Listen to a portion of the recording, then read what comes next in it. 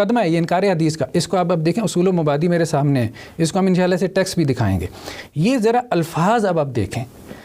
رسول اللہ صلی اللہ علیہ وسلم کے قول و فعل اور تقریر و تصویب کے اخبار احاد جنہیں بالعموم حدیث کہا جاتا ہے, ان کے بارے میں یہ حقیقت ناقابل تردید ہے کہ ان کی تبلیغ اور حفاظت کے لیے آپ صلی اللہ علیہ وسلم نے کبھی کوئی اہتمام نہیں کیا, بلکہ سننے اور دیکھنے والوں کے لیے چھوڑ دیا کہ چاہیں تو ان کو آگے پہنچائیں اور چاہیں تو نہ پہنچائیں. تو یہ امر واقع نہیں ہے, یہ امر واقع بالکل غلط ہے. گھروں میں بیٹھے یہ امر واقع بالکل غلط, یہ انکار حدیث ہے سارا, یہ انکار حدیث کی بنیاد ہے. وہ اس کی نوعیت بتا رہے ہیں, یہ انکار حدیث کی بنیاد ہے. تو ہم اسٹیپ فارورڈ ہو کے آگے چلے جائیں گے نا. نہیں دیکھیں نا, بات یہ ہے تدبر حدیث میں زیر بحث لائیں گے. آپ مجھے یہ بتائیں, قرآن مجید کو آگے پہنچانے کا رسول اللہ صلی اللہ علیہ وسلم نے اہتمام کیا؟ بالکل کیا. کہاں سے ثابت ہوا؟ اچھا تو آپ کے نہیں کہاں سے ثابت ہوا؟ قرآن مجید کی آیت پڑھیں نا جس سے ثابت ہوتا ہے کہ آپ نے اہتمام کیا.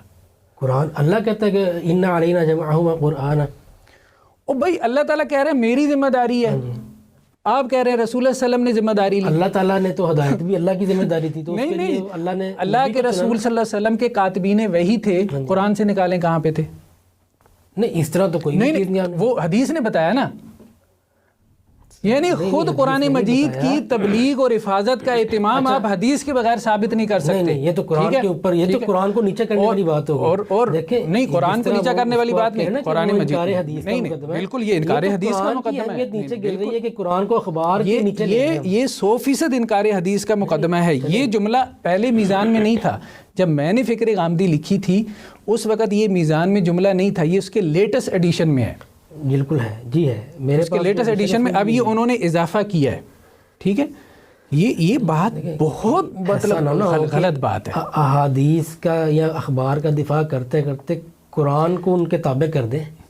آپ ایسا بھی نہ ہونا کہ احادیث کا انکار کر دیں. آپ کوئی نہیں کر رہا, انکار ہی ہے یہ. مجھے بتائیں, اللہ کے رسول صلی اللہ علیہ وسلم نے اہتمام نہیں کیا, ٹھیک ہے. اچھا میری بات یہاں تو نہیں, ابھی آپ بات سنیں نا. ان کی تبلیغ اور حفاظت کے لیے آپ صلی اللہ علیہ وسلم نے کبھی کوئی اہتمام نہیں کیا. کیٹیگوریکل تبلیغ اور حفاظت, اس میں دین تھا کہ نہیں تھا؟ دین کی شرح وضاحت, تفہیم و تبیین, رسالت نہیں جو میں لفظ جو بول رہا ہوں نا, آپ اس کا جواب نہیں. دیکھیں جب آپ دین پوچھیں گے تو مجھے آپ صرف یس نو کی چوائس دے رہے ہیں. یس نو پہ نتیجہ غلط ہے. دین کی اصل یا اس کی شرح فرع, یہ بتائیں.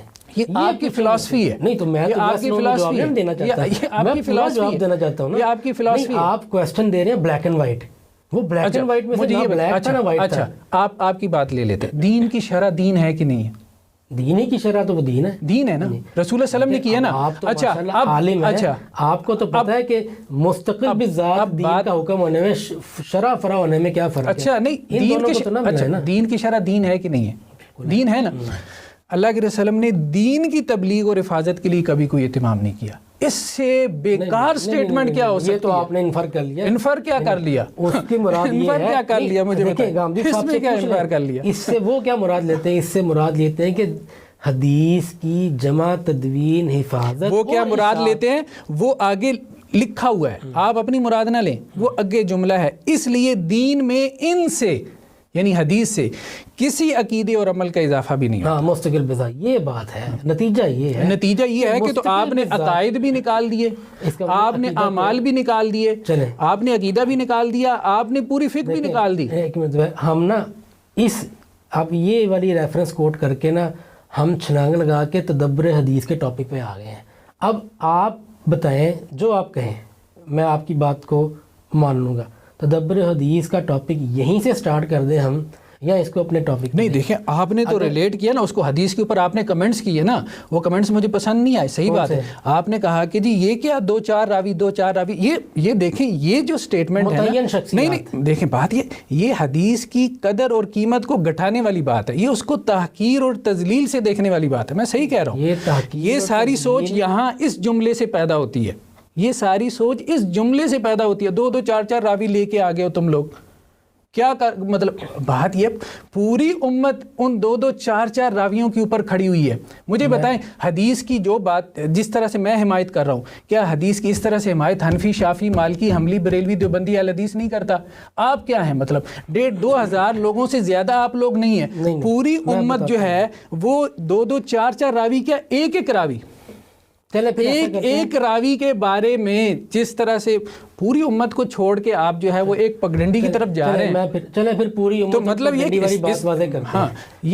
یہ تحقیرانہ انداز ہے. یہ 2-2 4-4 راویوں والا نا, یہ بالکل غلط انداز کہتے ہیں نا, تو وہ اگلا جب تک آن نہ کرے وہ نہیں.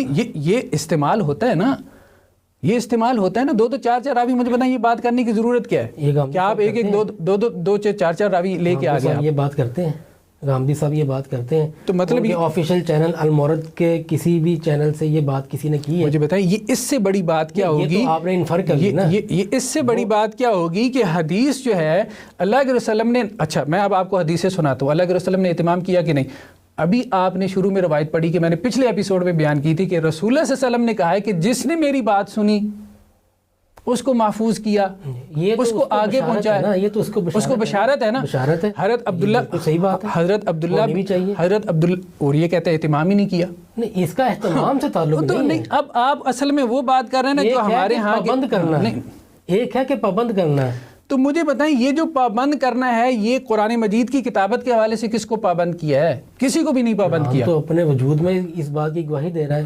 بھائی آپ بات یہ ہے نا کہ آپ کبھی اورینٹلسٹ کو پڑھیں, وہ لوگ جو قرآن کو نہیں مانتے نا, مستشرقین کو, نان مسلم کی نظر سے 250-300 پروفیسر کو دیکھیں جو آکسفورڈ کیمبرج میں بیٹھے ہیں, وہ ٹھیک ہے, تو بیس بناتے ہیں, ساری لوگوں نے جمع کیا.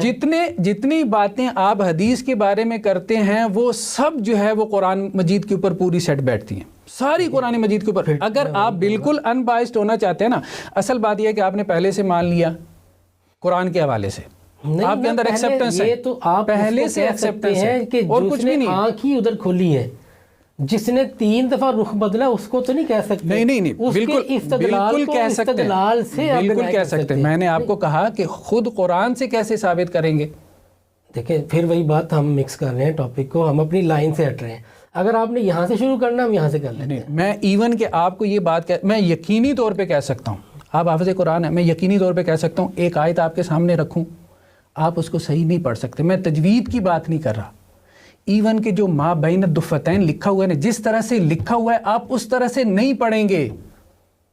او بھائی پبلش کیا ہو رہا ہے, میں آپ کو انٹرنیشنلی سعودی عرب کا نسخہ سامنے رکھوں گا, تاج کمپنی کا سامنے رکھوں گا, آپ لکھی ہوئی کے مطابق نہیں پڑھیں گے. آپ کہیں گے میرے استاد نے مجھے یوں پڑھا ہے, لکھا ہوا وہ نہیں ہے. یہی تو وہ جو استاد نے آپ کو پڑھا ہے, وہ ما فی الصدور ہے, یہ نسخہ تو اس کی کاپی ہے. تو ہم بھی یہی کہہ رہے ہیں کہ حدیث بھی ما فی الصدور ہے, اسی طرح سے نقل ہوئی ہے. اس کی کتابت کا آپ نے صدور تھی, اللہ کے نبی کا اقوال ہے. قرآن مجید وہ سارے کے ہر زمانے کا منتقل ہونے کا ایک ذریعہ تھا, علم کو محفوظ کرنے کا ایک ذریعہ تھا. مطلب اب آپ دیکھیں کہ یہ بات کہنا کہ جی مڈل ایجز کے اندر ہارڈ ڈسک میں علم نہیں تھا, بھئی بات یہ کہ مڈل ایجز میں علم محفوظ کرنے کا طریقہ کاغذ اور پیپر تھا, ہارڈ ڈسک تھی نہیں. اب آپ کی ای بک آ رہی ہے, الیکٹرانک بک آ رہی ہے, اب آپ کی پیپر بک ختم ہو جائے گی, ہارڈ کاپی ختم ہو جائے گی. اب جو زمانہ آ رہا ہے اس میں علم محفوظ کرنے کا طریقہ کیا ہے؟ ہارڈ ڈسک ہے, سافٹ کاپی ہے. مڈل ایجز میں یہ طریقہ تھا. رسول اللہ صلی اللہ علیہ وسلم کے زمانے میں خاص طور پہ عرب میں علم کو محفوظ کرنے کا طریقہ کیا تھا؟ وہ حافظہ تھا.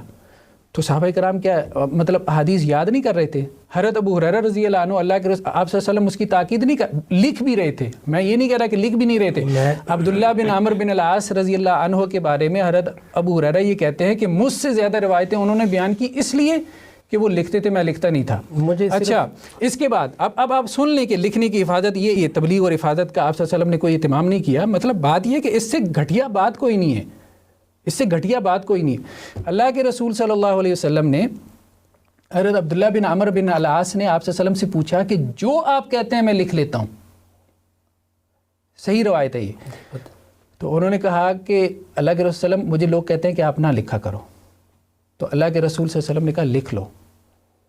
لوگ یہ کہتے ہیں کہ جی آپ کبھی غصے کی حالت میں ہوتے ہیں. اللہ کے رسول نے کہا کہ نہیں, غصے کی حالت میں اللہ کے رسول نے کبھی کوئی اہتمام نہیں کیا. مطلب آپ صلی اللہ علیہ وسلم صحیح بخاری کی روایت ہے اکتبوا لابی شاہ، ابی شاہ کے لیے لکھو. مطلب کوئی ایک روایت ہے، آپ کبھی اس کے اوپر تھیسز اٹھا کے دیکھیں کہ عہد نبوی میں حدیث لکھوانا، اس کی تدوین کے اوپر کتنا کچھ کام ہوا ہے.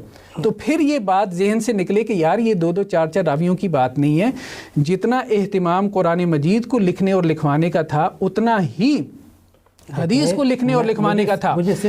یہ اہتمام یہ ثابت کرتا ہے کہ قرآن بھی دین تھا اور حدیث بھی دین تھی. یہ اہتمام یہ ثابت کرتا ہے کہ رسول اللہ صلی اللہ علیہ وسلم یہ بات کہہ رہے ہیں قرآن بھی اس طرح سے خبر سے نقل ہوگا، اور قرآن کو محفوظ کرنے کا دوسرا جو طریقہ ہے وہ اس کی کتابت ہے، اور حدیث یعنی سنت بھی اس طرح سے نقل ہوگی کہ وہ خبر کے ذریعے سے نقل ہوگی، اور دوسرا یہ کہ کتابت کے ذریعے سے نقل ہوگی. یہ 1-1 2-2 راوی، قرآن بھی آپ کو 1-1 2-2 راویوں سے ملا ہے. میں صحیح کہہ رہا ہوں. جس طرح سے آپ قرآن مجید کی آیت پڑھیں گے نا، اس کی سند اوپر لے کے جب بھی جائیں گے تو وہ 1-1 2-2 راوی ہیں.